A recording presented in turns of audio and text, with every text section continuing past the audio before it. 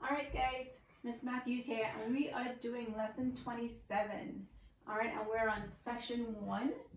Our learning target is I can make line plots to display measurement data. Okay? Okay. Use the line plot to list 3 facts about Maria's seedlings. So let's see. Use the line plot to list these 3 facts. This is the height in inches, right? 4 inches and 8 inches. So we know this is 1, 2, 3, 4, 5, 6, 7, 8. So I would say 4 of her seedlings, 1, 2, 3, 4, are 6 inches high, and maybe 1 seedling is really tall at 8 inches. And then we have 1, 2, 3, 4, 5 seedlings that are 4 inches tall or less. Okay? Let's look at, try to make sense of this problem. So Mrs. Mary's class weighs tomatoes of different sizes and types. They weigh each tomato to the nearest 1/8 pound. The results are shown in the line plot below. What is the difference between the weights of the heaviest tomato and the lightest tomato? So this is the weight in pounds, right? What is the heaviest? This one, he's 3/4 pound, right? So the heaviest is 3/4 pound. And what's the lightest? So this is 1/4. What do you think this is? This is 1/2. So we know 1/2 is what? 1/8. All right? 1/8, 2/8, 3/8, 4/8, 5/8, 6/8, 7/8, 8/8, right? So this one is 1/8. So the lightest is 1/8 pound. And if we converted 3/4 pound to be to have a denominator as 8, this is 1/8. Let me write it like this: 2/8, 3/8, 4/8, 5/8, 6/8, 7/8. We know that 3/4 pound is the same as 6/8 pound. Same thing. So we're going to use this one instead of 3/4 because the denominator is the same.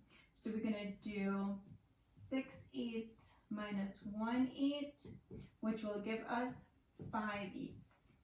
So that's the difference, 5/8 pound.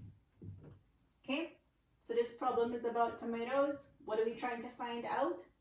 Heaviest to lightest, and the information that is important is these 2 pieces of information. One is 3/4 pound or 6/8, and the lightest one is 1/8 pound. Okay. Number 2. Well, we did this one already because we already tried it. Talk to each other. We're looking back. What is the difference between the weights of the heaviest tomato and the lightest tomato? So we know that we found 5/8 pound. Possibly rewrite 3/4 pound as 6/8 and then subtract. We just did that, right? Okay, let's look ahead a little bit. Graphing data on your line plot helps you to get a picture of the data and how the data is spread out, right? The scale of the line plot is the value represented by the distance between one tick mark and the next. So you see, this is a tick mark, this is another one, this is another one, right? Counting up how many tick marks does it take to get from 0 to 1. There are 8, right? 1, 2, 3, 4, 5, 6, 7, 8. You get that too? And what fraction of the whole is the distance between tick marks? 1/8, isn't it? So the scale, what do you think the scale is? Yep, you're correct. It's 1/8 pound. Okay, and B, how many data values are recorded on a line plot? Explain how you know. So there are 14. How many data values? How do we know? So let's count them. 1, 2, 3, 4, 5, 6, 7, 8, 9, 10, 11, 12, 13, 14. Do you see that? What do the 4 x's above 1/8 represent? So we know this was 1/8. It means that there are 4 tomatoes that each weighs 1/8 of a pound. That's what it represents. All right. And our last one, let's reflect. If the scale of the line plot is 1/8, why are the numbers 1/4, 1/2, 3/4, and 1 on the line plot, right? So it can be that, that's no problem. We know that 1/4 is equivalent to 2/8, right? And we know that 3/4 is equivalent to 6/8. It's the same thing. We know that 1/2, I missed him, is equal to 4/8. We know that 1 is equal to 8/8. So once we understand equivalent fractions, we can understand that. So if you guys have any difficulty with this, let me know and we can do a one-on-one chat about it, okay? So I can make line plots to display measurement data. That's what we're doing. Okay, thanks guys. So what we're doing, I am going to help you with just a little bit on the vocabulary and what it means. So these are the words that we're going to look at: line plot, scale, and data. Okay, what is a line plot? In your own words, you can write it differently. A graph that uses x's above a number line to show data. So this is a graph.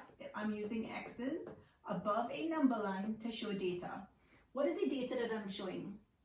So I'm going to show my friends, each x represents a person, right? And they could be anything. In the last example, last question, each x represented a tomato. And my number line is age in years. So this is 9 years, 10 years, 11 years, 12 years, 13 years. So my friends, one of my friends is actually 9 years old. And I have 2 friends that are 10 years old, 1 friend that's 11, and 3 friends that are 12. So in total, by looking at that graph, you can tell how many friends do I have. 1, 2, 3, 4, 5, 6, 7. I have 7 friends, and they all range from the ages of 9 to 12. Scale. The change in value between one tick mark and the next on a line plot. So this is the line plot. The scale is the change between each one of these. So each one of these, they go up by 1. See? So my line plot has a scale of 1 year. I could have easily changed this into 2. I could have done 9 to 11 to 13, but I didn't. I just went 9 to 10 to 11 to 12 to 13. So my line plot has a scale of 1 year. Data. Data, information or facts. Data in my line plot.